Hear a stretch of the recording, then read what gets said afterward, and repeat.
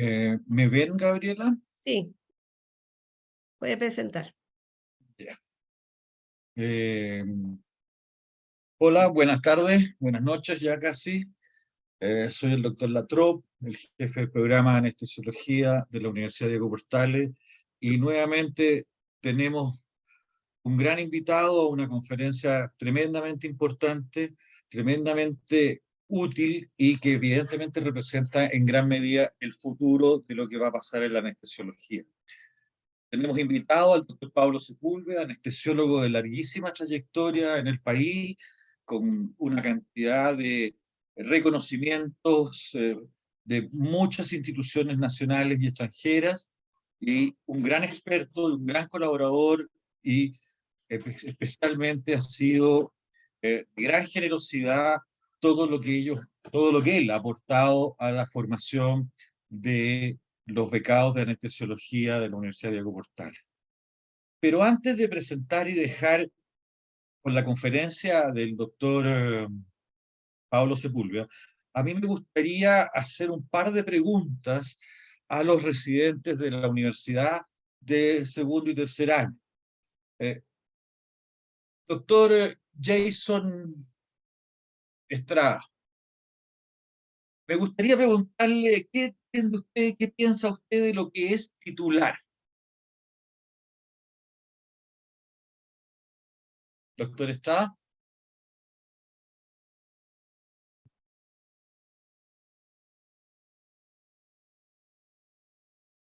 Hola. Doctor, gusto de saludarlo. Igualmente, Doc. Mira, para hacer dinámica y clínica toda esta reunión y toda esta conferencia con el doctor Sepúlveda, me gustaría preguntarle algunos becados y por azar te escogí a ti y quiero preguntarte qué es lo que tú entiendes por titular. Pues mire, Doc, lo que entiendo como titular es como, bueno, voy a usar un sinónimo, como de escalar, como en farmacología, digamos, en esto Por que supuesto. estamos hablando, testiva, es como, yo lo encuentro como en un escalonamiento, es lo que entiendo como titular. Correcto. Ok. ¿Qué te parece, Francisca Pino? A ver si me contestas la siguiente pregunta, Gabriela. ¿Cómo se titularía una anestesia inhalatoria? ¿Qué entiendes por eso? ¿Cómo se te ocurre a ti que se podría titular la acción farmacológica en una anestesia inhalatoria, Francisco?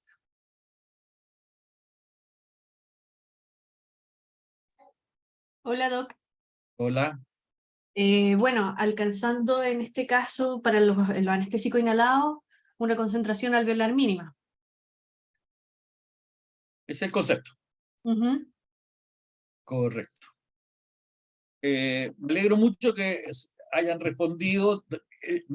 No es importante si la respuesta fue correcta o incorrecta. Yo creo que ambos tienen una visión sobre lo que es la titulación de drogas con sus efectos.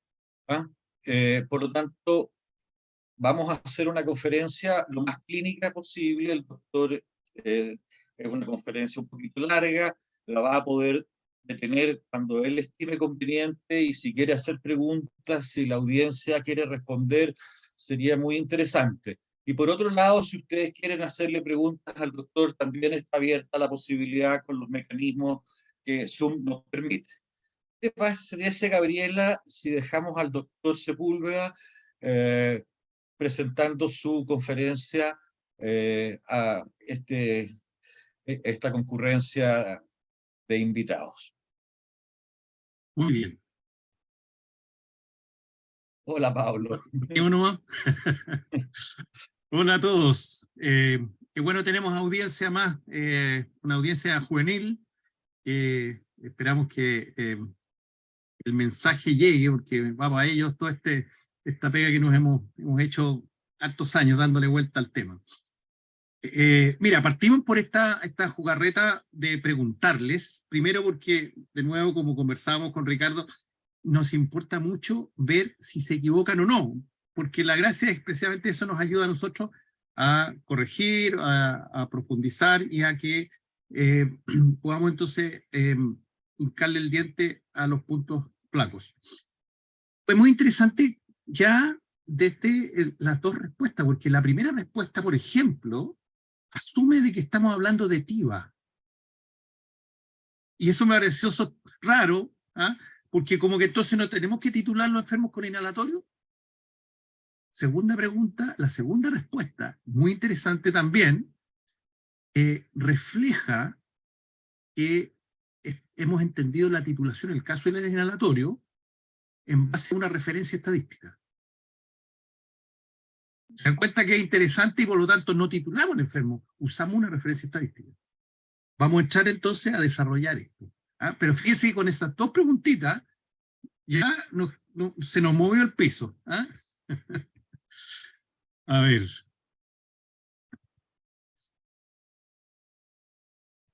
Lo central de esto es la neurotitulación, ¿ah? Porque obviamente trabajamos directamente sobre el sistema nervioso central, que es el donde nuestras drogas van a actuar. Entonces, esto es un poco para mostrarle que cada uno, en este tema, en el tema de la titulación, tiene aproximaciones muy distintas. Yo esto lo muestro muchas veces en algunas clases, en las conferencias, y pregunto qué es lo que ven. Y algunos me dicen, bueno, veo un ciervo cruzando una calle. Y otros me dicen algo muy radical, que es una calle cruzando un bosque. Porque el ciervo en realidad pertenece al bosque, no a la calle. ¿Ya? Entonces, podemos tener estas aproximaciones que nos confunden ante una misma visión, y la interpretación de esta es distinta. Además, los anestesistas estamos acostumbrados que tras dormir al paciente, tenemos que darle un poquito algo más para que no se despierte. Lo que es raro eso, sabiendo que en realidad el recuerdo explícito, que si bien es un fenómeno bastante dramático, es bastante baja su frecuencia, muy, muy escasa. ¿Ya? Y el exceso, en cambio, se está estimando de que el exceso de anestesia, sobre todo teniendo pacientes más añosos y donde tenemos mucha menos referencia del punto de vista farmacológico y del punto de vista electroencefalográfico, el exceso estamos hablando de frecuencias probablemente sobre el 20 o 40%, en relación al recuerdo explícito. Y eso no nos ha preocupado tanto. Recién en los últimos años ha empezado a aparecer todo el tema del delirio y las otras cosas. En este estudio, por ejemplo, dice, y llama la atención, dice, la profundidad hipnótica es un signo de desbalance de la anestesia balanceada. Y ahí muestran, digamos, los errores de cómo se interpreta esto.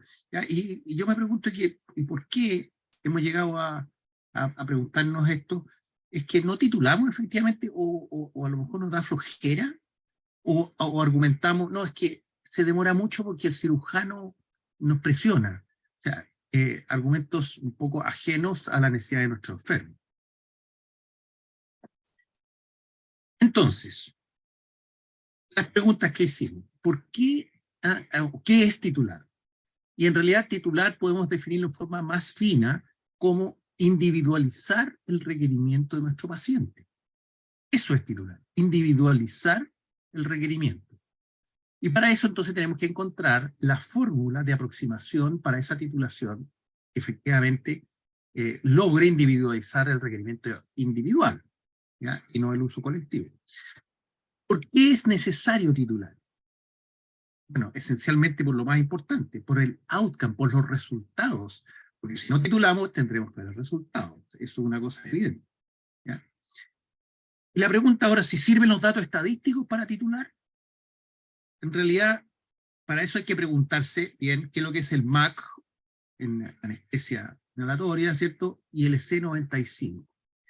¿Ya? Y probablemente si ustedes lo revisan, y yo les mandé un papercito por lo menos para algunas cosas se empiezan a conversar al respecto ahí, se van a dar cuenta que están más bien lejos de titular, ¿no? Porque precisamente no cumplen con la característica de individualizar. porque si uso el EC95 para anestesiar a mi enfermo, puedo estar sobredosificando una cantidad enorme de pacientes.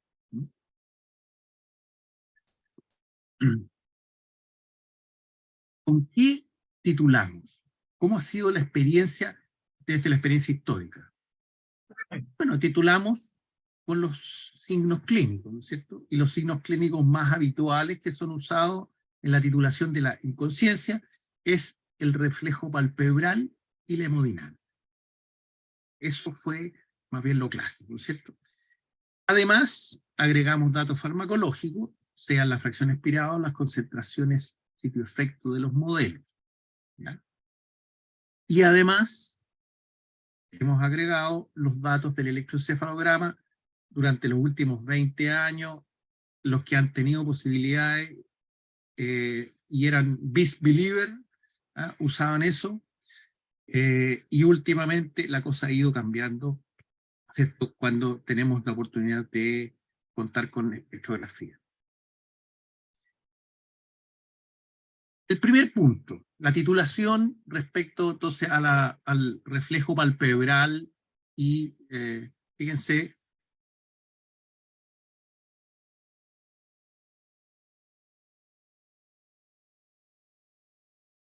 como ustedes se fijan, el reflejo palpebral en esta paciente lo perdió, pero al ser llamada, responde al llamado, es decir, estaba todavía sumamente consciente.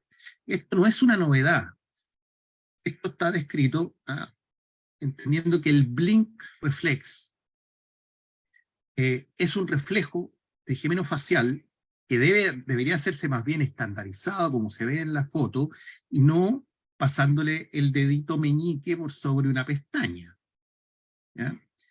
Si ustedes observan a la derecha, pueden observar además que el blink reflex se comporta distinto con propofol que con sevoflurano. ¿Por qué? Porque el sevoflurano tiene un efecto inmovilizante mucho más potente que el propofol, pero este reflejo, este blink reflex, aparece mucho más precozmente que la caída del BIS, como ustedes ven. Las concentraciones de sevoflurano o de propofol necesitan ser mucho más altas para la caída del BIS que para la pérdida de este blink reflex, que es el que nosotros asumimos como pérdida de conciencia. Entonces, está súper claro que en las inducciones lentas no deben bajo ningún punto de vista utilizar este blink reflex como referente de la pérdida de la conciencia. En las inducciones rápidas, esto pasa todo tan rápido, y lo vamos a discutir en el transcurso, que no se alcanza a ver nada de esto. La hemodinamia. La hemodinamia. Ustedes ven aquí, hay una incisión a la piel, y en la B hay una esternotomía, con un pic de catecolaminas, incluso la esternotomía es importante. Bueno, eso es la respuesta que uno espera, ¿cierto? Pero lo que sucede es que este paciente es un paciente de muerte cerebral, ¿ya? Lo que refleja que la hemodinamia no tiene que ver, en realidad tampoco, con las respuestas corticales asociadas a la cognición, ¿ya?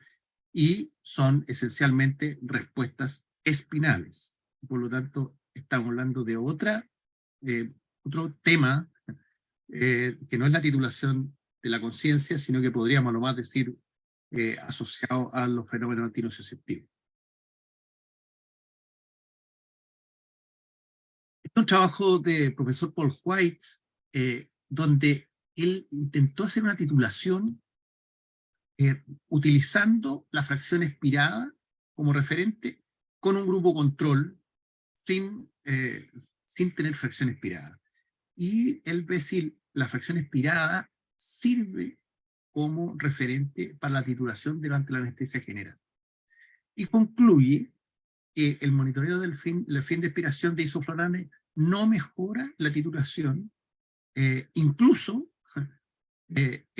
sería igual o peor que la presión arterial y la frecuencia cardíaca. Es un trabajo que ya es relativamente antiguo, del año 95, pero que muestra de nuevo que la fracción expirada está bastante lejos, tiene bastante contaminación como referente, y tendríamos que esperar mucho rato para que efectivamente el equilibrio entre todos los compartimentos del circuito y la estabilización a nivel cerebral podamos usarlo como referencia. Y por eso que el cómo hacer una titulación con anestésico inhalatorio es extremadamente complejo. El otro punto es utilizar, en el caso de la anestesia intravenosa, los modelos EMAX, que son los modelos que describen la relación concentración-efecto, ¿ya?, para titular. Y ya lo hemos mencionado, si utilizamos una referencia estadística, no estamos actuando en la definición de titulación, que es encontrar el requerimiento individual de un enfermo, sino que estamos asumiendo una referencia poblacional. Entonces, utilizar una referencia estadística no es titular. Empezaron a aparecer en el transcurso de lo que nosotros experienciamos varios problemas con los modelos, que es algo de lo que está dicho en el paper que les mandé ayer, y en este trabajo que publicamos en la revista Escandinava, hicimos análisis de los modelos sitio-efecto, comparando las predicciones después de un bolo rápido o de infusiones más lentas, ¿ya? Y encontramos que a la misma condición electroencefalográfica, que en este caso es el monitor Cerebral State Index, las concentraciones sitio-efecto predichas por el modelo Schneider o por el modelo Marsh, ambos que están en la primera, resultan totalmente diferentes. En el caso de los bolos o infusiones relativamente rápidas, las concentraciones a las pérdidas de la conciencia predicha son mucho más altas que las concentraciones obtenidas a la pérdida de la conciencia después de una infusión más lenta. Y son significativamente más altas. Si ustedes se fijan, 4 versus 2.8, ¿cierto? A pesar de que tenían una misma condición electroencefalográfica. Es decir, podemos decir que la condición electroencefalográfica es lo más creíble probablemente de esta situación, ¿ya? Pero los modelos predictivos en estos dos escenarios son distintos. ¿Cuál es el que tiene la razón? Esa es la pregunta que quedaba latiendo en el escenario, ¿ya? Y que evidentemente muestra las limitaciones de los modelos que están hechos en un escenario súper particular, ¿ya? Específicamente, la mayoría de los modelos fueron creados modelos en bolo. Y por eso que las referencias estadísticas, además, en esos casos, provienen de los datos de los bolos, y que son mucho más altos a lo que realmente los pacientes necesitan, ¿ah? Evidenciado esto con infusiones lentas, y hoy día más adelante los vamos a mostrar en algunos datos duros electroencefalográficos. Entonces, a distintas velocidades de inducción, las concentraciones calculadas son distintas, porque los modelos en realidad tienen estas limitantes que discutidas en el paper que ya les mandé, ¿ya?, a una misma condición electroencefalográfica. Esto trató de responderlo el grupo de la Universidad de Ghent, Michel Struis y compañía, ¿ya?, con alguna gente de Stanford, y ellos hicieron un estudio donde pusieron a 61 pacientes un bolo de propofol de 2,5 miligramos por kilo, y pusieron infusiones de 1 minuto, 2 y 3 minutos. ¿Ya? Y ellos observaron que para el bolo, el KEO, la constante de transferencia al efecto, es de 0,57 minutos, o leído en su inverso, que es más fácil entender, el T medio KEO, 1.2 minutos. Sería entonces el tiempo de equilibrio. En cambio, para las infusiones en general, los tiempos estaban alrededor de 2.2 minutos. O sea, obtuvieron más o menos también algo parecido a lo que nosotros obteníamos de alguna manera con otra visión, ¿no? pero ellos buscaron una explicación y dijeron, no, el problema aquí es que la cinética inicial de los primeros 5 minutos, 10 minutos, está mal descrita, porque el KEO es una constante, y como es constante, debiera ser constante en cualquier escenario. Entonces dicen que el error del KEO, entre comillas, esta discusión en torno a cuál es el verdadero KEO, se explicaría porque habría un error en la cinética. Es decir, la cinética en los primeros minutos está mal descrita, y por eso que obtenemos entonces resultados diferentes. Todas estas discusiones, en realidad, más que obtener resultados, porque se intentaron hacer mejores modelos de los primeros 10 minutos de la cinética, que nos han llevado a la larga, y probablemente vamos a terminar con estas discusiones más adelante, en que no es posible modelar sistemas que están en estados dinámicos, por lo menos para una guía fina. Solamente hay que entenderlos como una referencia muy genérica. Bueno, esto es lo que ustedes entiendo que ya lo vieron, así que no me voy a meter. Partes de estos van siendo tocados en el transcurso de la conferencia, pero quizás el punto más clave de esto es que, fíjense que nuestro pensamiento, nuestra descripción del comportamiento cinético de las drogas, ven aquí en el lado izquierdo un bolo, y después ven un TCI acá, observarán que es muy bonito este decaimiento o esta mantención estable de las concentraciones plasmáticas, y este es el comportamiento farmacodinámico, se supone, ¿cierto? Y lo que ha sucedido hoy día es que todos estos modelos cinéticos y dinámicos tienen una representación de respuesta lineal, cuando en realidad las respuestas en todos los niveles, en los niveles cinéticos y en los modelos farmacodinámicos, son respuestas no lineales porque son estados oscilatorios. Y en realidad en la cinética simplemente esto se debería comportar más o menos así, ¿cierto? Quizá en el TCI un poquito menos, pero en la circulación arterial avenosa ya también vuelve a producirse un pequeño cambio oscilatorio.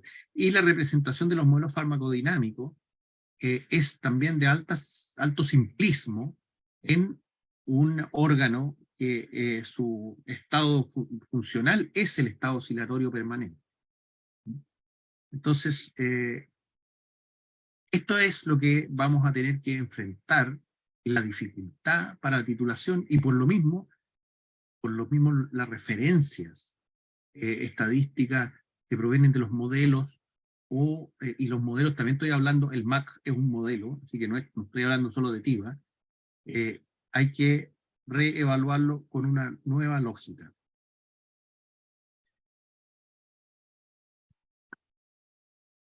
Tenemos entonces varios problemas y dificultades. Uno, que titular el objetivo en base a un fenómeno asociativo, como el reflejo palpebral, la hemodinamia, etc., no es realmente titular. Confundimos además el objetivo de titular.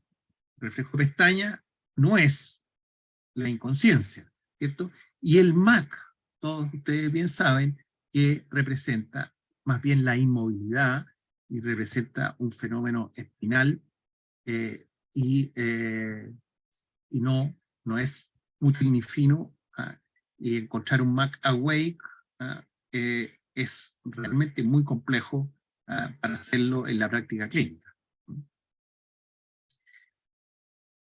Además, como ya ven, hemos visto los errores de la modelación cinético-dinámica, los errores de la frontera, la discusión en torno al KEO. Fíjense que esto ya es muy divertido porque llamamos KEO, es decir, asumimos que aquí hay una constante, cuando evidentemente pocos fenómenos biológicos y físicos son constantes.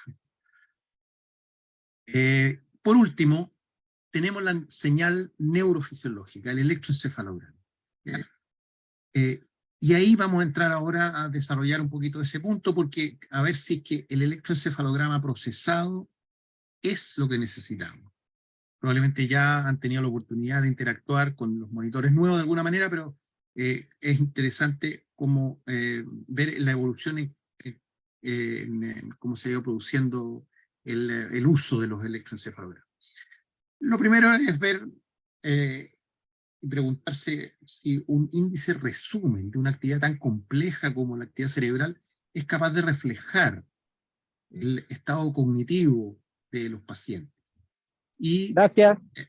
en realidad no sabemos exactamente qué significa el número, a lo más una estimación muy general de la posibilidad de que el paciente esté consciente.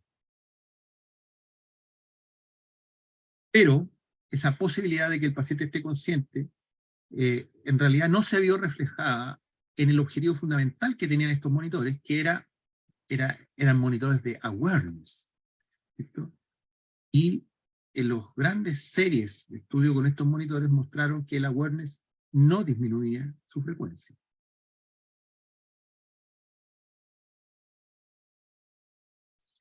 El problema de estos monitores es que efectivamente hay muchas cosas arbitrarias. Por ejemplo, no se sabe exactamente la pendiente de decaimiento.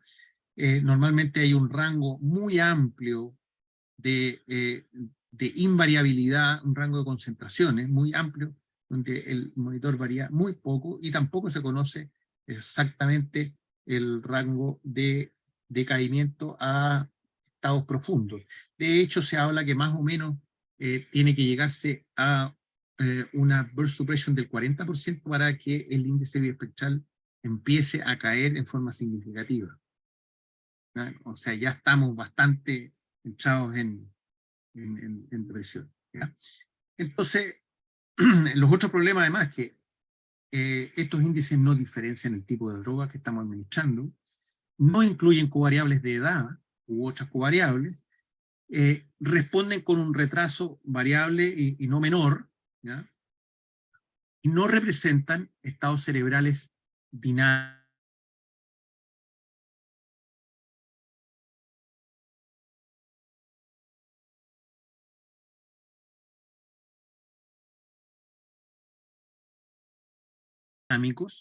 Que nos podrían integrar droga o para algunas condiciones patológicas.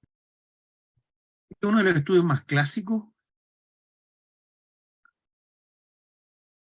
de los estudios más clásicos es este estudio de Whitlock, que intenta correlacionar el BIS con la concentración anestésica para la mantención, ¿ya? Y muestra una cosa que de alguna manera les mostré recién.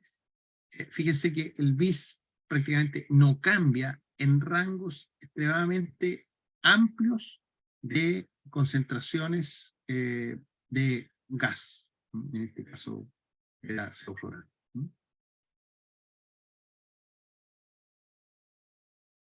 Y este trabajo llamó la atención en el 2019, donde encontraron que aparentemente en los pacientes ancianos el valor del índice biespectral era más alto en los viejitos que en los pacientes jóvenes. ¿Ya?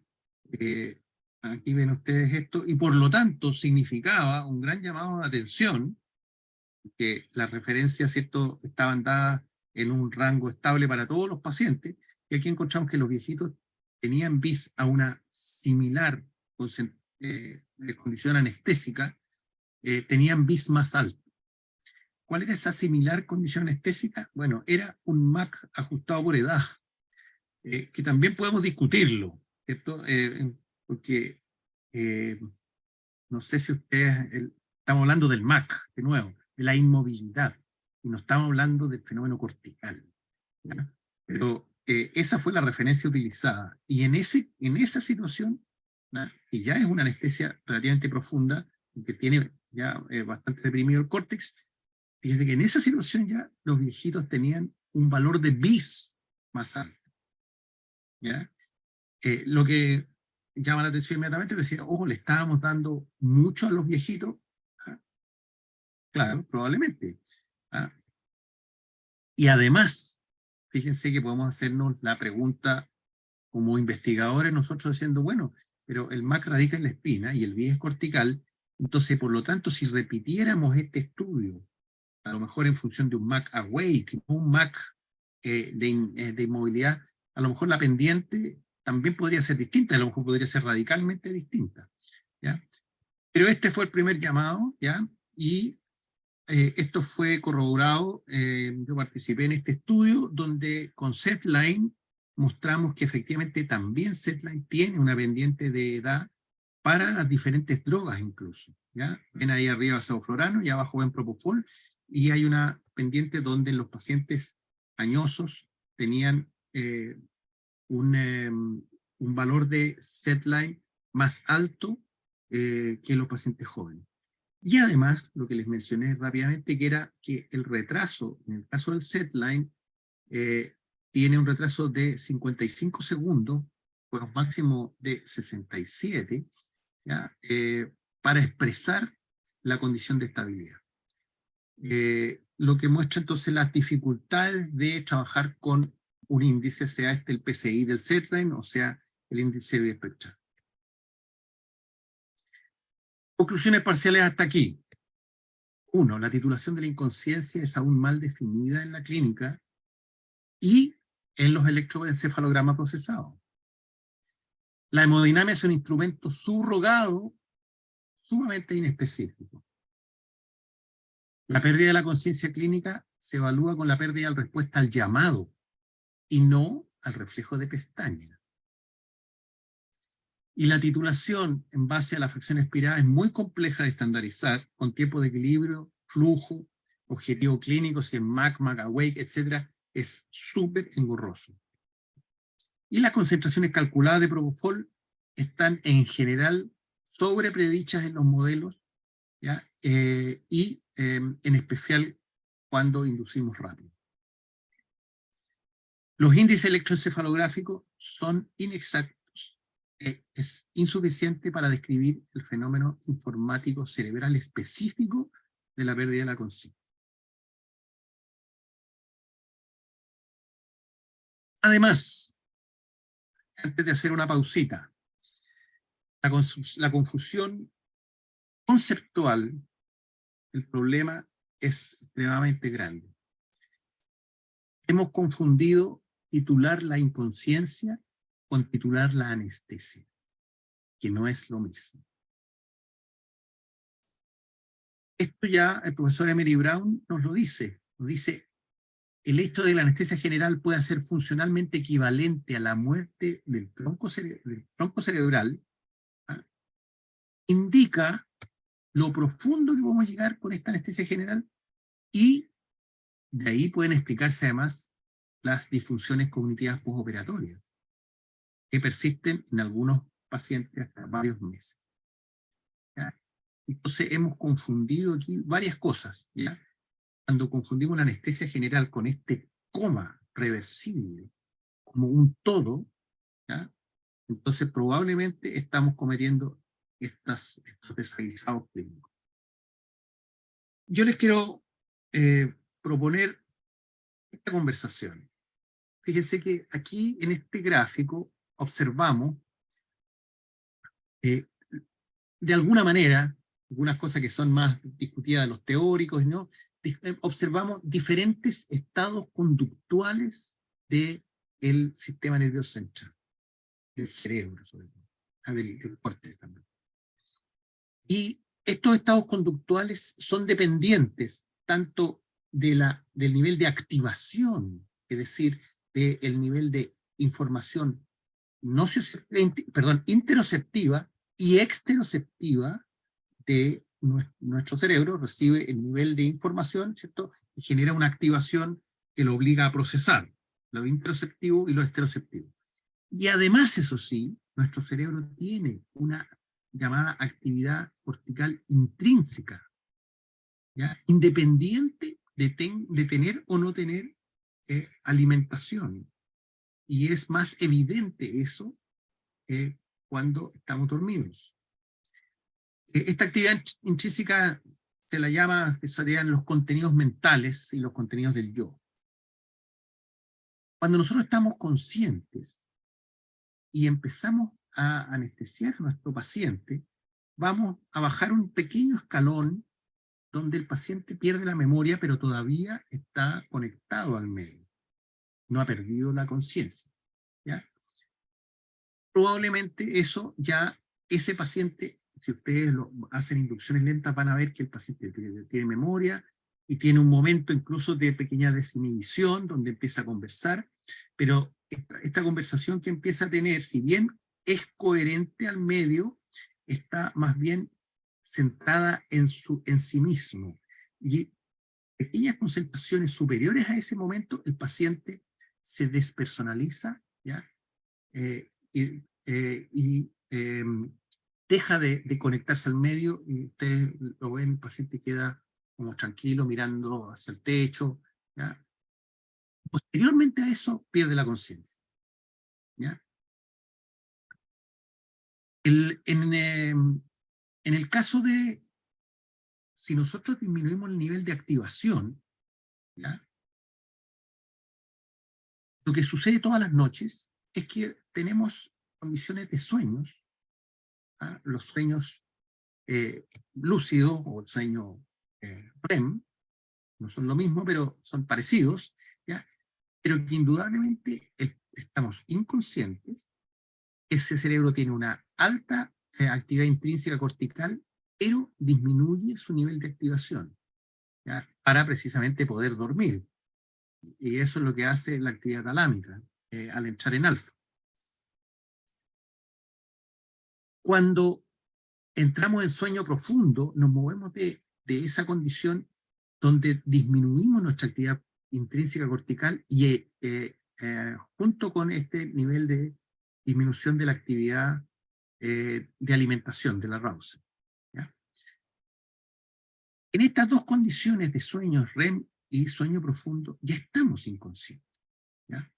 La inconsciencia se produjo en este punto, que es más o menos este mismo fenómeno que observamos en anestesia, con algunos mecanismos para lograr la inconsciencia anestésica, que ya discutimos en una reunión pasada, pero la inconsciencia podíamos situarla más o menos en este punto, ¿ya? En este punto de disminución del nivel de arousal y baja del nivel de actividad de contenidos mentales, ¿ya? La anestesia la hemos definido, eso sí, en otro estado. La anestesia la hemos definido muy próxima al coma, donde los niveles de activación los llevamos prácticamente a cero, ¿cierto? Y la actividad intrínseca de los contenidos también.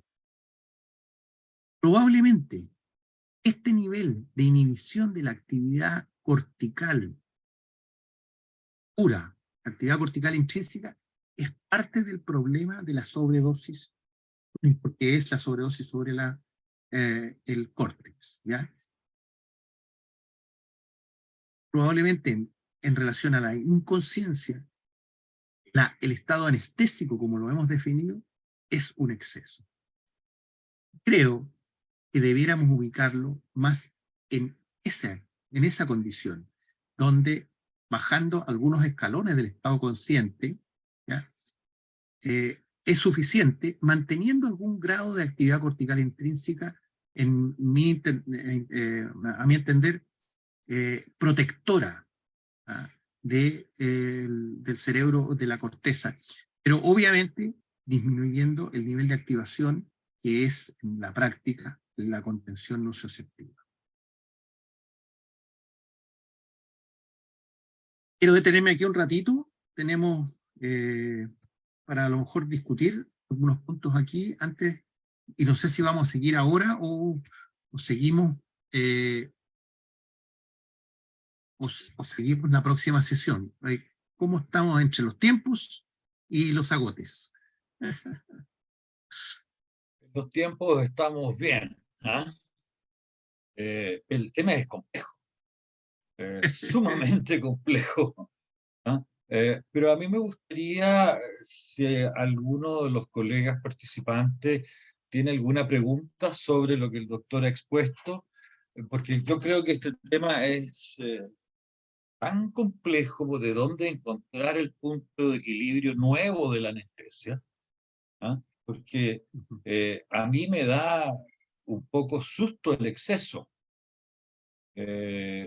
No sé, Pablo, yo me gustaría preguntarte, cuando uno en general llega a esos excesos con bastante facilidad muchas veces, y a veces del punto de vista nuestro un poco inconsciente, te fijáis de lo que estamos haciendo, ¿qué posibilidad hay de generar un conflicto cerebral posterior al despertar el enfermo? Tú los pusiste, evidentemente se han descrito casos, sobre todo en pacientes añosos, con problemas cognitivos por tiempo elevado, pero en general, cuando nosotros acercamos mucho la anestesia al coma, siendo teóricamente un exceso para lo que probablemente se requiera para anestesiar, en el entendido además que estamos utilizando analgésicos y estamos utilizando relajantes musculares, etcétera, etcétera, porque para poder hacer la anestesia balanceada. ¿Qué peligros corre ese cerebro tan cerca de la anestesia, el coma?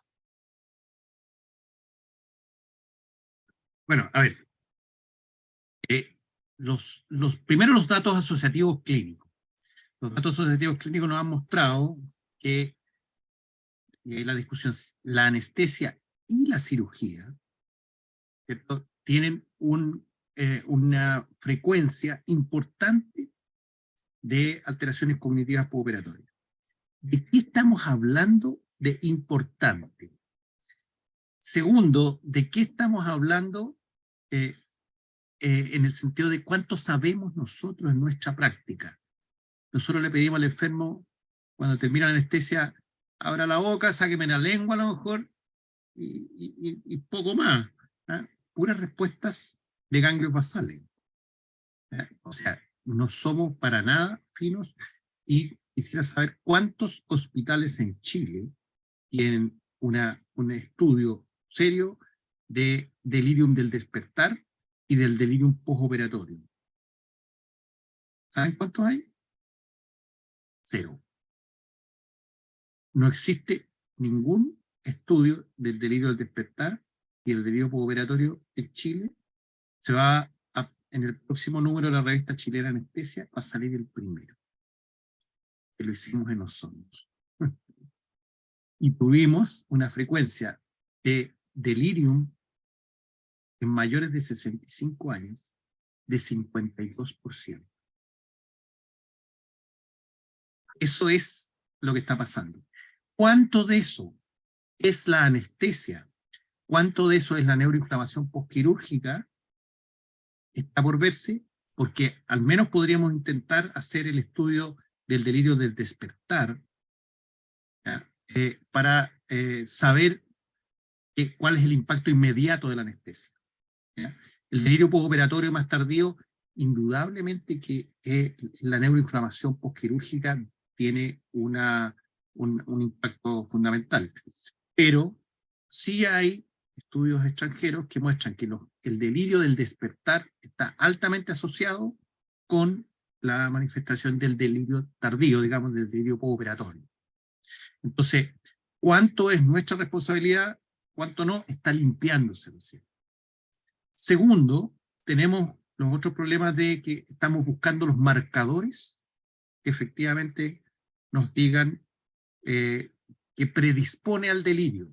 Y por lo tanto, si nosotros nos enfrentamos a pacientes frágiles, identificados como frágiles, y cuando digo identificados como frágiles, ojalá que lleguemos a un consenso para decir tales ritmos son anormales, para que están asociados o directamente son causales, no lo sabemos, eso está todo latiendo en este momento. Los ritmos anormales que pueden predecirnos condiciones de delirio postoperatorio. Suppression, alfa débiles, bla, bla, bla, bla. Eso está, hay asociaciones claras, sí, nos dicen la suppression es un ritmo anormal, no es un ritmo en ninguna condición normal, y que por lo tanto se le ha asociado con mayor frecuencia de delirio.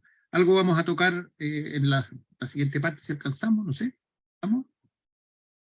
¿Alguna Eso pregunta? como introducción, digamos. ¿Alguna pregunta de de los colegas participantes? Oye, el dato más duro, tuvimos 52% de delirio postoperatorio, y de ese, el 90%... Operatorio inmediato. No, operatorio después de 24 horas. Lo que no podemos decirles todavía es cuánto esos ya venían delirados de recuperación. Ese trabajo está en curso. Pero, ¿sabes, Pablo? Un poco la experiencia a uno le plantea. Hay enfermos, y estoy hablando de la edad media de la vida, no estoy hablando de un anciano, sino que estoy hablando de gente joven en general, entre 25 y 40 años, que tienen despertares catastróficos.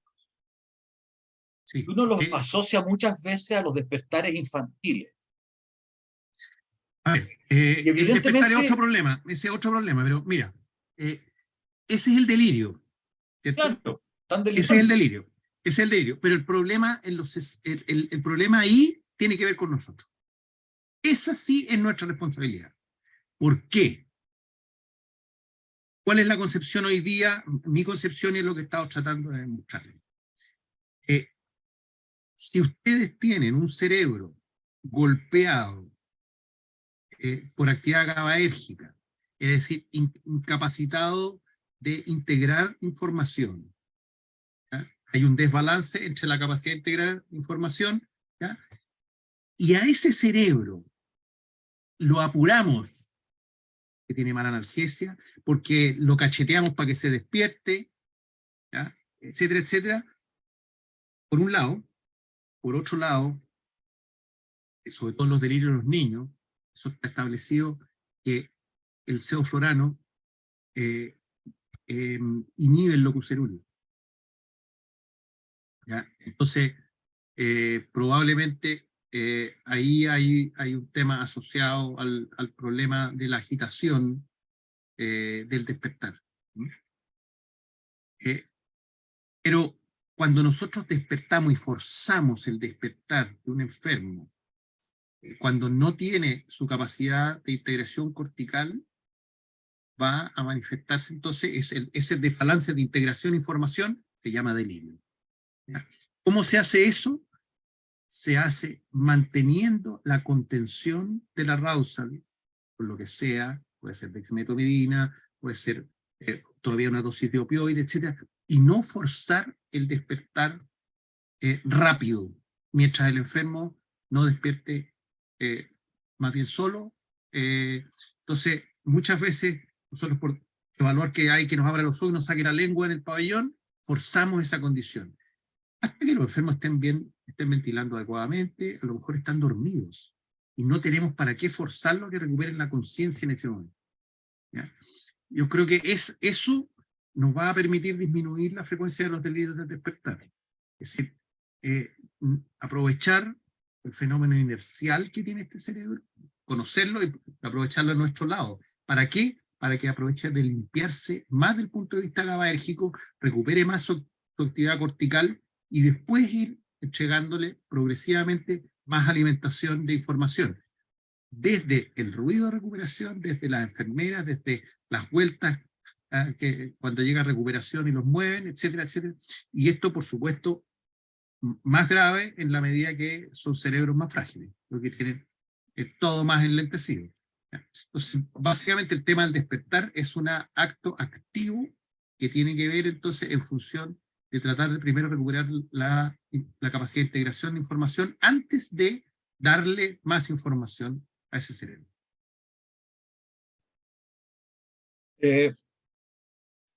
Bueno, yo estoy impactado y aprendiendo, pero fuera de eso, Pablo, quisiera saber si alguno de los colegas quiere hacer alguna pregunta. Yo creo que quizás podríamos seguir, si a ti no te produce inconveniente. A ver, aquí hay el delirio podría ser gatillante de la demencia senil. Pregunta la Dita, veo. A ver, no es que el delirio sea un gatillante de la demencia senil. Lo que pasa es que hay un punto crítico donde los enfermos son muy frágiles y tienen muy poca reserva ya, que cuando hacen un delirio operatorio por la agresión quirúrgica en general, no logran recuperarse y por lo tanto quedan demenciados. Eso es lo que está descrito. Entonces hay una curva que se conoce de decaimiento y hay un punto crítico, y por supuesto esta curva de decaimiento a veces puede ser más aguda o menos aguda, y por eso es necesario a los enfermos tenerle por lo menos 2 test cognitivos, uno 6 meses antes y uno un mes antes, para ver el grado de la pendiente de deterioro. Y por supuesto su condición basal y el riesgo de que esos enfermos no recuperen en realidad y que queden demenciados definitivamente. Eso está descrito, no es que tenga que ver directamente así con la demencia senil, sino que ya iba en camino a, y se pegó el tropezón de la cirugía.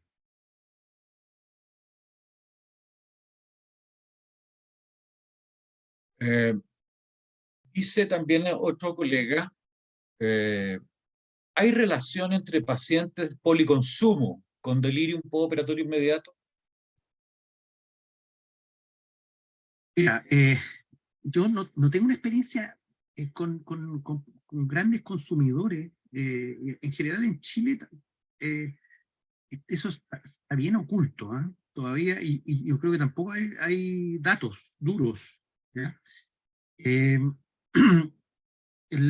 Pero a mí no me impresiona. Hoy día conversamos, hay una variabilidad muy grande. Además, por ejemplo, los pacientes consumidores, aparentemente su mayor problema es un cambio a nivel farmacodinámico, de una upregulation de receptores. Normalmente se le asumía que los pacientes estaban inducidos, y esa inducción se refería al clearance. Pero para que el clearance se manifieste como fenómeno en las inducciones anestésicas, es imposible. Si el clearance empieza a manifestarse como fenómeno prioritario después de un montón de horas. Entonces, no es la inducción hepática, por ejemplo, de estos pacientes el problema, sino que es, llamémoslo, una inducción farmacodinámica. Eso hace sí que la variabilidad después de esa inducción sea súper grande, porque si los pacientes, por ser consumidores, tienen un grave deterioro basal de su cerebro, van a comportarse, en el fondo, después de pasar este gran cerro del consumo para dormirlo, van a caer en un estado rápido de oscilación lenta, muy lenta, con una alta inercia al despertar. ¿Ya? Entonces a veces cuesta más despertarlo. Esos enfermos, ¿ya? Distintos son otra patología, que son los pacientes que son hiperorexinérgicos, que eso es otra cosa, ¿ya? Y esos pacientes a veces se despiertan muy rápido, ¿ya? Y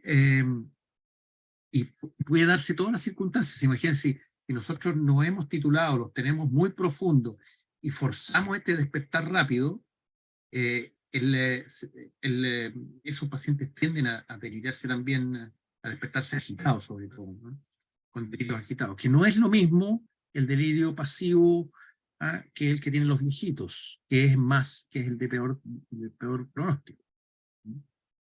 Sería interesante, yo creo que hacer alguna cosa seria en el mundo. Hoy día estuve conversando con la gente de la Universidad de Frankfurt, ellos están recién tratando de hacer unos estudios para los consumidores de cannabis. No hay estudios farmacodinámicos duros al respecto. Así que en el planeta todavía sabemos re poco.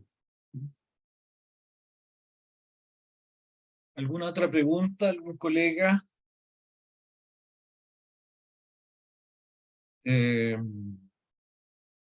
Dentro de sus conclusiones refiere que sería incorrecto evaluar la pérdida de conciencia. Doctor, ¿podría terminar su pregunta?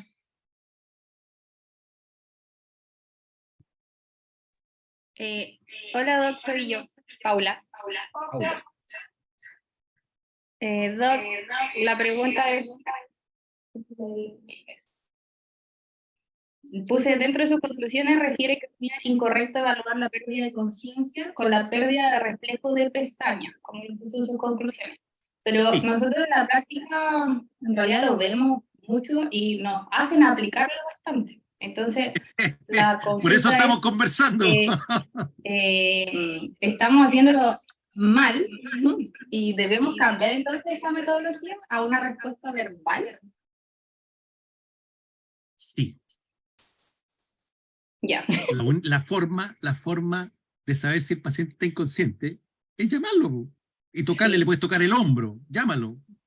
Ya, perfecto. ¿Ya? Como con un movimiento o hablarle. Hablarle directamente fuerte, ¿cierto? Y eventualmente le puedes tocar, y si le tocas el hombro suave, así, golpecito. Sí. O sea, eso es evidente de que el enfermo está inconsciente. Sí. Sobre todo, y yo les sugiero que cuando estamos hablando de titulación de la inconsciencia, no usen opioides antes de poner el propofol. Ah, ¿Ya? ok.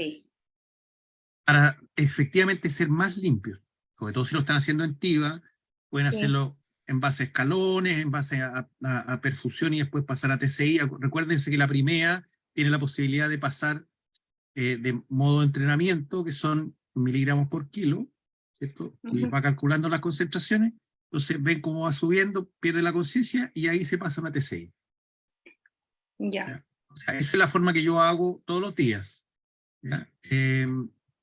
Y en el modelo Schneider, incluso en los viejitos, después de la pérdida de la conciencia, me paso a TCI, me bajo un 15 a 20% después de unos 3 o 4 minutos, asumiendo la sobrepredicción que tienen los modelos, como les mostré al principio, que están los modelos como están hechos en bolo, sobrepredicen en sus recomendaciones, entonces las concentraciones están más altas de las reales. Por eso si se duerme el viejito con 2.8, en realidad lo pueden mantener perfectamente con 2, 2.2, ¿ya? Y obviamente si un enfermo extremadamente frágil requiere además el uso de electroencefalografía, o sea, de espectrografía específicamente. Neuromonitoreo, sí. Ah, eso es... Pablo, mira, ¿qué te parece? Y te propongo que hay un par de temas que a mí me gustaría que tocaras hoy día que tiene relación con esto, con la inducción, el despertar. Quizás dejemos la segunda parte para una reunión la próxima semana. Yo tengo listo lo que vamos a hacer ahora y tengo un remate final que lo vamos a dejar para otra sesión a lo mejor, porque a lo mejor hablando sobre el tema de oxidación cerebral, digamos, que eso lo vamos Sí, a dejar un poquito yo para. creo que, es Sí. que ese tema es súper potente, pero yo te quería hacer una pregunta antes, que probablemente redondee un poco, en mi opinión, obviamente deben haber miles de preguntas, pero muy interesante el concepto de cerebro frágil. Uno de repente lo ve en la práctica, enfermos que son remolones, como te comentaba la vez anterior, te fijas. Y curiosamente, de repente, a pesar de que uno piense que están inducidos en el caso de los consumidores, es distinto el caso del paciente añoso, pero tienen comportamientos muy extraños también en la inducción. Y por otro lado, el concepto, a mí me encantaría si tú pudieras conversarnos unos minutos sobre el concepto de cerebro frágil. Creo que es un concepto que tiene que estar presente en nuestra enseñanza, en el concepto de dar anestesia general, en la evaluación de los enfermos. Y te quería pedir, si que no es una Lo dejamos para molestia, la otra reunión. ¿Ah? perfecto, pero un concepto de cerebro frágil que creo que es muy relevante para el aprendizaje de los residentes. Mira, podemos redondear ahora el tema de la inducción. Correcto. Voy a tocar pequeños detalles respecto a lo que acaba de decir este punto, sin profundizar, y en la próxima sesión le damos más duro. ¿Ya? Lo que tú digas. Ya, sigamos entonces. Estamos en esta, ¿no?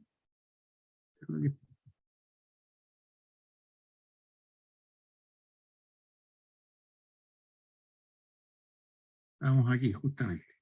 Bueno,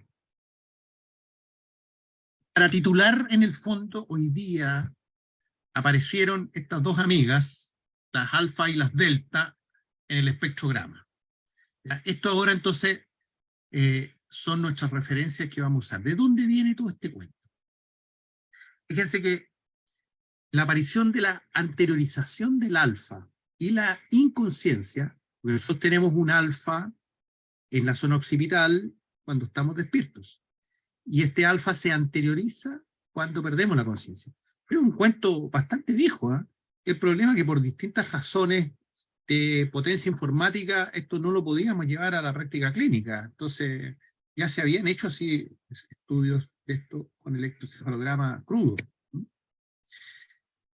¿Qué es esta aparición de la sincronía en alfa? Le llamo sincronía porque lo que sucede es que el tálamo se sincroniza con el córtex frontal, ¿ya? Después de algunas cosas que ustedes vieron en la reunión pasada, donde se desactivaban algunas redes específicas, la red frontoparitolateral, la red medial, etcétera, etcétera, y hacía entonces que el tálamo leyera, se están quedando dormidos arriba, tengo que entrar en alfa. Y entonces los núcleos inespecíficos del tálamo entran en ritmos alfa y también ritmos delta, ¿ya? Esta actividad lo describe el profesor Cordón y Emery Brown en este trabajo muy bonito, donde dice el paciente pierde la conciencia, entra en este alfa, y aquí ustedes ven también, empieza también a aparecer delta, ¿ya? Este alfa occipital se anterioriza, ¿ya? Y además, entonces, de suceder eso al momento de la pérdida de la conciencia, sucede algo más fino, ¿ah? No es para que ustedes vean que la titulación no termina solamente apareciendo el alfa, sino que pueden tener ustedes algunos alfa aquí en el límite de la pérdida de la conciencia, que están en el valle de la oscilación delta. ¿Ya? Ese es el true max, pero la pérdida de la conciencia exige no solo la aparición del delta y el alfa, pero el alfa tiene que ser en el pico del delta idealmente. Es difícil a veces verlo en los monitores, siempre hay un poco de interferencia, pero esto es lo que se ha estudiado. Entonces tenemos un alfa delta con un alfa oscilando esencialmente en el peak max de delta, ¿ya? Esto es lo que queda hoy día instalado como la condición que debemos buscar, la condición farmacodinámica que debemos buscar en nuestro enfermos. Entonces tienen aquí ustedes en el espectrograma la condición delta, banda alfa, ¿ya? Esto lo mostró, como ya saben, entonces el profesor Emery Brown, que aquí se me quedó dormido, estaba en ese momento justamente conversando con él, estábamos en una reunión, y el profesor Emery Brown además está precisamente en un alfa delta, pero en este caso es exactamente como nosotros nos ponemos en el sueño no REM. Y por eso tiene importancia, porque cuando logramos nosotros esta condición en anestesia, estamos acercándonos, sin ser plena, pero acercándonos a una condición cerebral muy similar al sueño no REM. ¿Ya? De todas maneras, quedan dudas si el patrón delta spindle, que es este delta alfa, es realmente el patrón de la inconsciencia. Y esto es porque se empezó a ver que con algunas drogas, si le pongo ketamina, ¿no? Entonces estará inconsciente y no estará inconsciente. Bueno, si le pones ketamina, o sea, indudablemente que está inconsciente. Estamos con un alfa delta, le pones ketamina, te aparece un beta, se debilita el alfa, pero el paciente está inconsciente. Una cosa entonces muy interesante que concluye eso, de que la pérdida de la conciencia no es solo un patrón, sino que varios patrones. El cerebro puede estar en varias condiciones y estar inconsciente. Quedan dudas de la farmacología adecuada para relacionar los patrones electroencefalográficos estables y además cómo los ajustamos a la edad. Es decir, ¿qué pasa con este alfa? ¿Cambia el alfa con la edad? ¿Sí? ¿No? Y la pregunta clínica es cómo encuentro el mejor patrón delta spindle, alfa delta, para un paciente individual. Es decir, como título. Estas dudas aparecieron de si el alfa era o no era, porque este estudio mostró que en 6 pacientes, a estos pacientes le hicieron el test del antebrazo aislado. El test del antebrazo aislado consiste en ponerle un manguito, le ponen relajante muscular y para que el brazo quede aislado del relajante muscular, entonces, si es que el paciente está consciente, va a poder apretar la mano, responder. Bueno, este estudio de Gaskell muestra que 6 pacientes tuvieron respuesta al llamado una vez intubados los enfermos. ¿Ya? De esos 6, 3 no tenían patrón alfa, ¿ya? Un patrón alfa estable, pero 3 eran bolo de propofol, usaron fentanil, ketamina y poquito gas. ¿Ya? Bolos de propofol. Y otros 3 tenían patrón alfa como los que no respondían. Aquí ven este patrón alfa, un alfa que yo veo así bastante pobre, pero tenía. También era propofol en bolo y se afloraron entre unos 5 y 2. El estudio es bastante sucio, porque no hay datos exactos de cuándo ponen el propofol y si ya una vez puesto el bolo del propofol, ahí pusieron el relajante, intubaban y después abren el sebo, por ejemplo. No hay ninguna de esas claridades. Solo lo único que ven es este patroncito alfa. Entonces, en 3 pacientes del grupo completo tenían alfa, se supone que están dormidos, pero respondieron. Entonces, de ahí empiezan a nacer las dudas si la existencia del alfa es o no patognomónico de la inconsciencia. Bueno, nosotros nos propusimos hacer una serie de estudios que están publicados, ¿ya?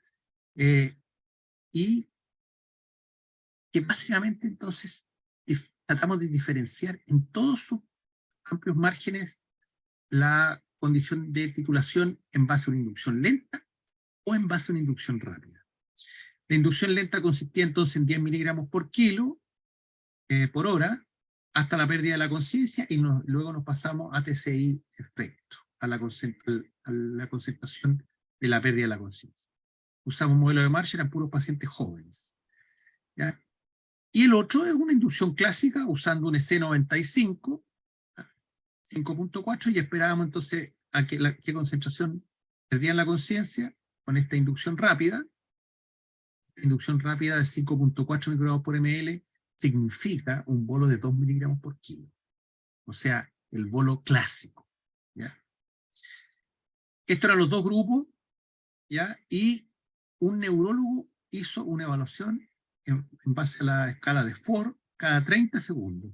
La escala de Ford permite entonces distinguir la condición de conciencia, pero además permite distinguir los reflejos de tronco. ¿Ya? La apnea, reflejo pupilar, ¿cierto? Reflejo corneal. Entonces se identifica la conciencia en base a la clínica y además se llegan a identificar la presencia o no de reflejos troncales. ¿Ya?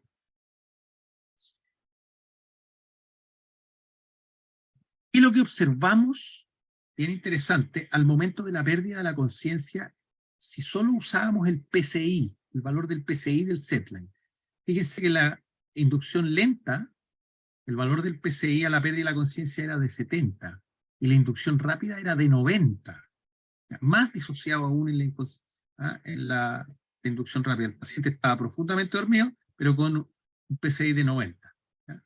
En cambio, esto en la inducción lenta estaba más cerquita, pero recuerden que ya les dije más arriba de que el retraso del PCI es casi 1 minuto, o 1 minuto podemos decir.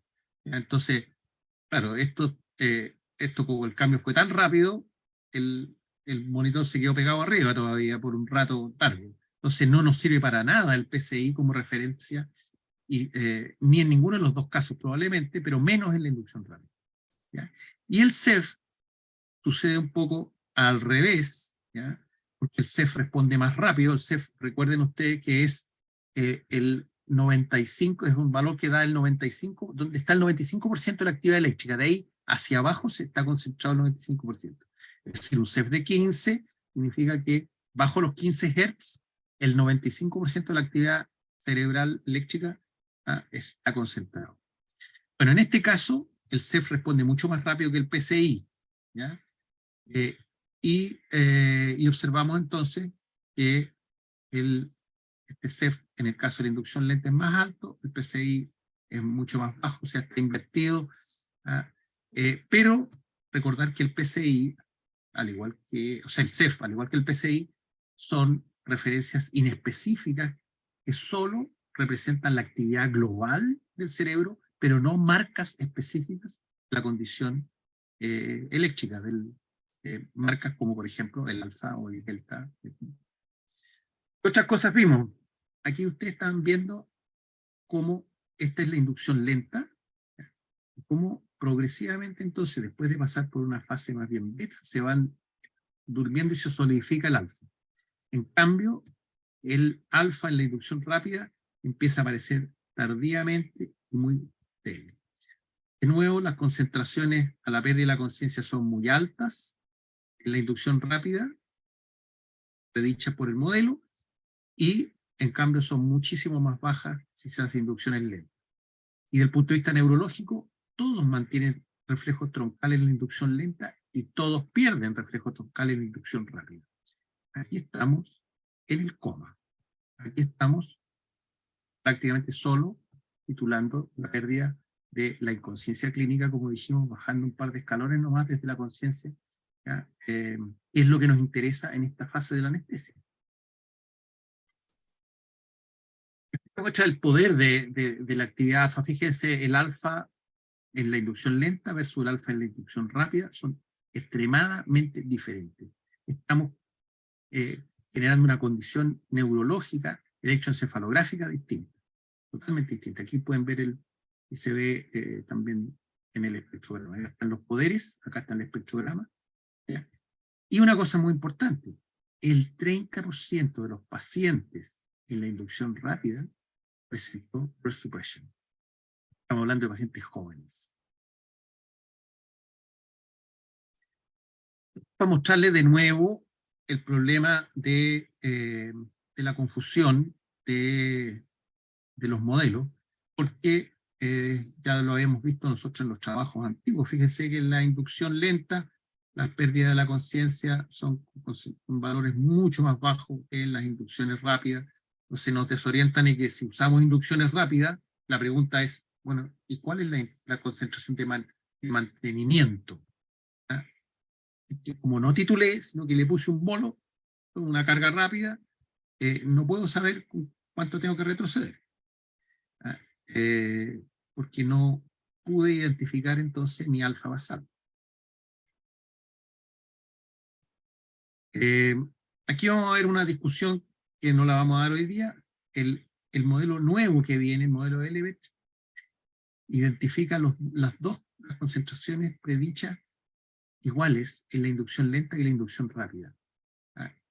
Y eso, a mí me parece que también tampoco corresponde, porque recuerden que estamos en condiciones neurológicas y electroencefalográficas distintas. Entonces no puede ser que la inducción lenta y la inducción rápida tengan la misma concentración de efecto. Esto siempre ha sido de nuevo la búsqueda de nuestras ingenuidades, ¿no? De solucionar todo esto con cierto facilismo. Y por eso que hoy día la discusión va a ponerse más pesada, porque vamos a entrar efectivamente en otro tipo de modelación, modelaciones probablemente no lineales. Brevemente, mirar el detalle de la inducción lenta. La inducción lenta entonces la hicimos con 10 miligramos por kilo hasta la pérdida de la conciencia, y después pasamos a TCI. ¿Ya? ¿Qué encontramos? Fíjense. Encontramos, primero, esta primera fase antes de la pérdida de la conciencia es la inducción de 10 miligramos por kilo por hora, que quizás es extremadamente lenta, porque era un estudio. ¿Ya? Ustedes pueden hacerla a lo mejor con 12, 14, y no necesariamente en 10, y ya van a tener resultados muy distintos. ¿Qué sucede entonces en la medida que se está induciendo esos primeros minutos antes de dormirse el enfermo? Primero aparece una actividad en beta, ¿no? Cercana a los 20 Hz. Van a ver esta actividad aquí. Crece la actividad en beta, y la actividad en beta se mantiene hasta unos minutos después de la pérdida de la conciencia, antes de desaparecer. Esto es muy interesante. Después, la actividad en delta. Esto sí que es más llamativo. Cuando ustedes hacen inducciones rápidas, lo primero que aparece es puro delta, crece el delta. Cuando hacen inducciones lentas, el delta disminuye, se reduce en forma moderada al momento de la pérdida de la conciencia. Todo lo contrario, estamos de nuevo en otra condición cortical. Y el alfa, que es nuestro referente entonces clínico hoy día más importante, bueno, se produce un aumento progresivo del alfa hasta el momento de la pérdida de la conciencia, y después, los siguientes minutos, todavía sigue solidificándose el alfa. Y eso fue muy interesante porque además logramos diferenciar los dos momentos de la pérdida de la respuesta verbal al llamado, o sea, lo que llamamos la inconsciencia, de la pérdida de la respuesta al estímulo, de un pellizconcito que le damos al enfermo. Y mostramos que efectivamente entonces la pérdida de respuesta verbal tiene deltas. Al momento de la pérdida de respuesta verbal, el delta es menos deprimido que el delta a la pérdida de la respuesta al estímulo, y el alfa es más débil al momento de la pérdida de la conciencia que la pérdida de respuesta al estímulo. Esto de aquí puede explicar, porque ya hay un pequeño alfa antes de dormirse, puede explicar el trabajo de Gasquet. De Gasquet tenían un alfa, ¿ya? Pero en un alfa inicial, ¿ya? Y además en una condición que tras el bolo, donde es una condición muy inestable, no se instala la anestesia, donde el seo floral no está estabilizado, sino que lo abren, y lo abren generalmente tardíamente. Entonces no tenía anestesia, había un bache, ¿ya? Hizo una alfita, y la alfita desapareció probablemente, pues, o era muy frágil, ¿ya? Así que esto nos permite ir interpretando ese tipo de problemas, ¿ya? Esto se ve claramente en la área abajo de la curva. Entonces, resultado: la velocidad de inducción de propofol produce un estado neurológico y electroencefalográfico diferente. Y en los modelos, además, se refleja que los modelos fueron hechos en escenarios clínicos solo asociados a las inducciones rápidas, y no nos sirven como referencia verdadera para la titulación fina y el mantenimiento de la anestesia, ¿ya? Inducción rápida, vemos un alfa deprimido, un delta aumentado, no distingue cambio en la relación beta partido por alfa. Cambia la inducción lenta, vemos un alfa potente, un delta con moderada depresión, y distingue la caída de la relación beta partido por alfa.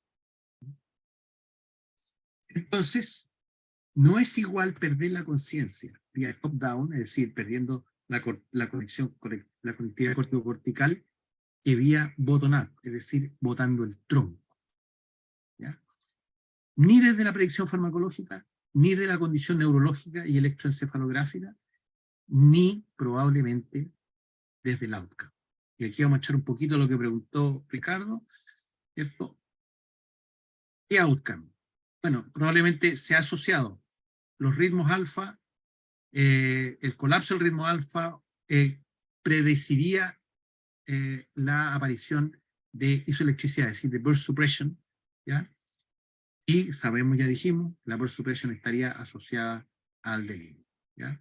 Entonces, la depresión del alfa sería un marcador, y la depresión del alfa probablemente es un exceso de droga. Pero para saber si tenemos depresión, tenemos que encontrar el basal. Por lo tanto, tenemos que titular. No existe otra posibilidad. Y nos muestra esto, entonces, el alfa frontal estaría asociado a la propensión de burst suppression, ¿ya? Por lo tanto, es muy importante encontrar cuál es el alfa basal, ¿ya? Para poder predecir el grado de riesgo que tenemos en nuestro enfermo delante, ¿ya? Fíjense que este trabajo también del profesor Emery Brown del MIT nos dice lo siguiente, nos dice cosas que más o menos sabemos. Los viejitos tienen un poder total de la actividad eléctrica deprimida. A medida, ¿cierto? A medida que avanza la edad, tenemos menor actividad eléctrica global. ¿Ya? Y en el espectrograma, el alfa se va debilitando con la edad. Eso nos dice los estudios del MIT. 150 pacientes. ¿Ya? Y nos muestran además que esto es la frecuencia de burst suppression con sevoflurano con propofol. Y nos dicen que a los 75 años, el 80% de los pacientes hacen burst suppression. Pero cuando ustedes van a mirar los datos de cómo se hicieron las inducciones, se van a dar cuenta que, bueno, en realidad de los 150 enfermos no eran tantos viejitos, eran 20. ¿Ya? No sé si eso le da un real peso estadístico, pero bueno, este trabajo es muy referencial. De esos 20, 8 eran con propofol y 12 con sevoflurano. Y si van a mirar ustedes cómo se hizo la inducción, fíjense que se puso midazolam, fentanil, propofol. Entonces, aquí esto no está muy limpiecito como para decir que estos cerebros son frágiles o son titulados. ¿Ya? Y si van a ver incluso la menor dosis de propofol son 60 miligramos, probablemente es lo que pesa un viejito frágil, somáticamente frágil además, o sea, es casi 1 miligramo por kilo, puestos en bolos. Lo que puede explicar la burst suppression. No me voy a meter mucho, pero la farmacología de los viejitos no está aplicada en ese trabajo porque hacen en Estados Unidos, no tienen TCI. ¿Ya? Y lo único que les puedo decir, uy, esto me salió, lo voy a dejar pendiente, esto muestra la cinética distinta de los viejitos en relación a los modelos predichos. El modelo Schneider es un modelo para viejitos, pero muy pocos viejitos, que nosotros rehicimos acá, y mostramos que, por ejemplo, los volúmenes centrales son casi un 25% más pequeños en los viejitos que lo que describe el modelo Schneider. Por lo tanto, eso explica en parte también nuestras dificultades en la práctica. Vamos a dejar pendiente, no sé por qué me salió mal aquí la diapositiva. Pero lo que les quiero mostrar es este trabajo que está por publicarse, que lo acabamos de terminar, donde comparamos a los viejitos con los jóvenes. ¿Ya? En los viejitos bajamos la velocidad de inducción a 8. ¿Ya? Y los tiempos de inducción en jóvenes y en viejos son alrededor de 8 minutos, que consideramos súper razonable para la práctica clínica. ¿Ya? Sobre todo, más aún en los enfermos frágiles. ¿Ya? Las concentraciones calculadas por Schneider es 2,6 en los viejitos, 3,15 en los jóvenes, y las masas de droga a la pérdida de la conciencia es 1 miligramo por kilo en los viejitos, pero puesto en 8 minutos. Esa es la gran diferencia. ¿Ah? Es muy distinto al bolo. ¿Y qué encontramos? Bueno, encontramos que fíjense que hay una diferencia entre la fase de inducción. Los viejitos, a diferencia de los jóvenes, empieza a aparecer este beta. Aquí los viejitos tienen un beta muy débil, ¿ya? Y se diferencian efectivamente los jóvenes de los viejos aquí en el área bajo la curva, ¿ya? En la inducción. Y tras la pérdida de la conciencia es evidente. El alfa es mucho más poderoso en los jóvenes que en los viejitos, y se evidencia claramente en el área bajo la curva. Es decir, lo que mostró Emery Brown. Pero nosotros hicimos algo, normalizamos al poder total. ¿Ya? Normalizamos el poder total, la edad. Y lo que ustedes observan de que desaparecen las diferencias entre los jóvenes y los viejos. El alfa son muy similares tras la pérdida de la conciencia en los jóvenes y los viejos. ¿Eso qué significa? La normalización del alfa. Significa que el alfa ocupa el mismo porcentaje del poder total en los jóvenes que en los viejos. Y por lo tanto es evidente que los pacientes fueron sobredosificados porque solo se les consideraba más débil, pero esto es una explicación de que la burst suppression, por ejemplo, que no observamos nada, tuvimos 0 burst suppression versus 80%, ¿cierto? La que muestra los estudios del MIT. Esto muestra que entonces que la burst suppression no es un fenómeno relacionado con la edad, es más bien un efecto dosis y velocidad dependiente. ¿Ya?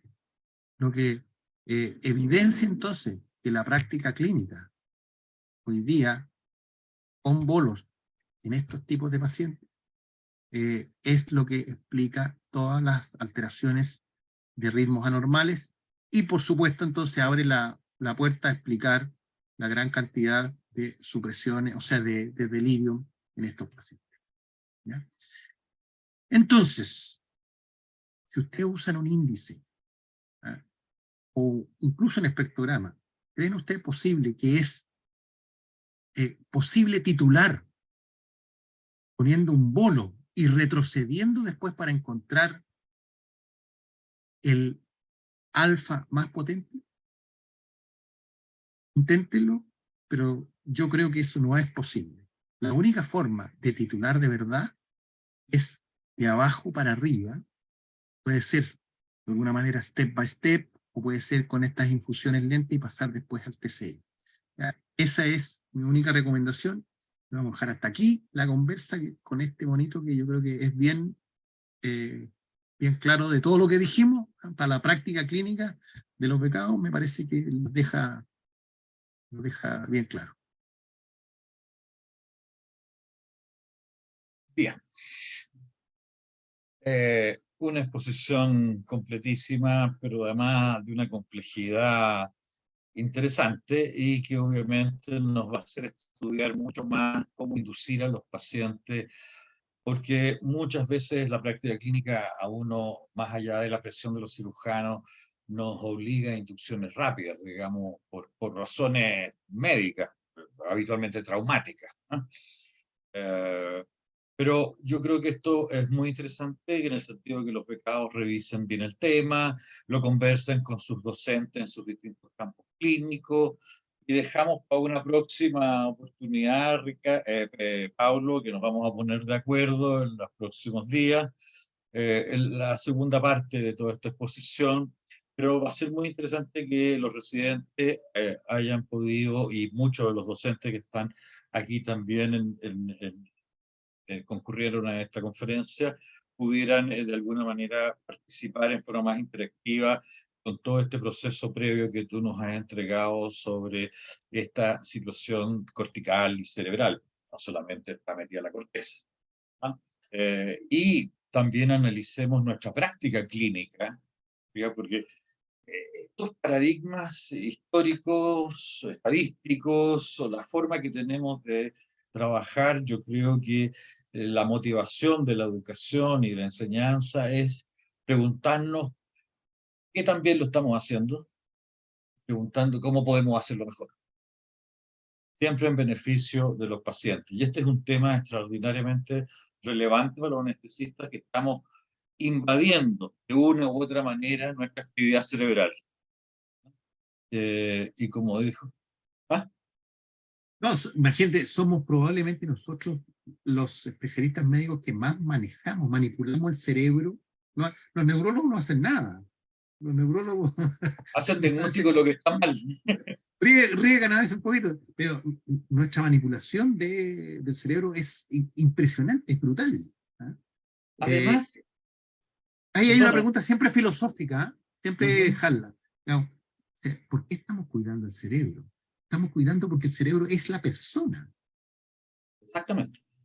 De hecho, mucho de esta información, piensa tú la calidad de vida de una persona que por alguna razón entra en un delirio de mucho tiempo de acción. Hay muchas cosas que nos deben hacer pensar cómo actuar mejor, porque tú estás completamente de acuerdo, o sea, el cerebro es la persona. Estamos muy acostumbrados a la frecuencia cardíaca, a la presión arterial, a la saturación, ¿te fijas? Pensando obviamente en proteger el cerebro. Pero ¿qué le estamos haciendo al cerebro? Creo que esto ha sido muy interesante. Te voy a contar una anécdota antes de terminar, porque uno tiene la idea de que estos son los viejitos, los frágiles, y es del delirio. No, hay otras cosas. Las alteraciones de memoria no son menores. Me tocó hace no mucho una chica de 18 años que se operó y tuvo que volver a operarse 3 semanas después. Y bueno, ¿cómo te fue? Mire, doctor, estuve como media tonta, y en ciertas cosas, hay ciertas áreas, por ejemplo, de la matemática, no funcionaba nada. Entonces, el fanático Sepúlveda dijo, tienen que haberle dado gases. Bueno, fui a ver la hoja de este, no, le habían dado TIVA, le habían dado un target de 4.5 de propofol. Eso es suficiente, ¿cierto?, para las otras manifestaciones, alteraciones cognitivas, llamémoslo menores, pero significativas, que también se expresan en los enfermos jóvenes. Así que lo que pasa es que no buscamos las cosas. Correcto. Bueno, de nuevo agradecerte, para nosotros es un honor tenerte siempre en nuestras conferencias, especialmente del tema que tú eres probablemente de las personas que más sabe, no solo en Chile, sino que en el mundo. Y para nuestros residentes es especialmente importante tu presencia y la entrega de tu conocimiento en forma tan generosa. Y un abrazo, un gran saludo desde el decanato de la universidad, de la dirección de posgrado y de toda la universidad, y por supuesto del programa de anestesiología y de todos los campos clínicos y los residentes. Te lo agradezco muchísimo, nos vamos a contactar prontamente para hacer la segunda parte de esto. Y yo Ya te está pido... agendada, doctor, la fecha es el 10 de agosto a las 6:30. Perfecto, muchísimas gracias y qué bueno que lo anunciemos, y vamos indudablemente a anunciarlo nuevamente por los canales que corresponda, Gabriela, ¿ah? Y agradecerle de nuevo al doctor Sepúlveda, un gusto de verte, que no haya mucho frío en el sur. Cuídate y nos vemos el 10 de agosto, pero me gustaría antes conversar contigo si le puedes incluir ese tema. Sabes que cuando yo he estado conversando últimamente sobre los cerebros frágiles, muy interesante, los cirujanos se ponen en una condición bastante receptiva. Es un tema probablemente para ellos, como concepto, que ustedes describieron por ahí por el año 15, 16, muy interesante para ellos también, y nosotros somos también un vector de entregar información a nuestros equipos. Por lo tanto, ese tema también podría ser interesante tocarlo, aunque sea un poquito. Sí, vamos a tocar eso. Ya pues, estupendo. A ver, hay muchísimas gracias. Hay un chat ahí, dicen, no, Muchas ya. gracias, Pablo. Un abrazo, saludo a tu familia, que estés muy bien. Igualmente, muchas gracias, Ada, Gabriela, y muchas gracias a todos los que asistieron. Han sido muy amables, y un saludo desde la beca de anestesia de la Universidad Diego Portales. Chao, Pablo, muchas gracias. Chao. Gracias, Ada. Gracias, Gabriela. Y un saludo a todos. Hasta luego. Doctor, un honor, un honor. Puede contar con nosotros. No hay Por ningún supuesto, yo lo problema. sé. Un abrazo.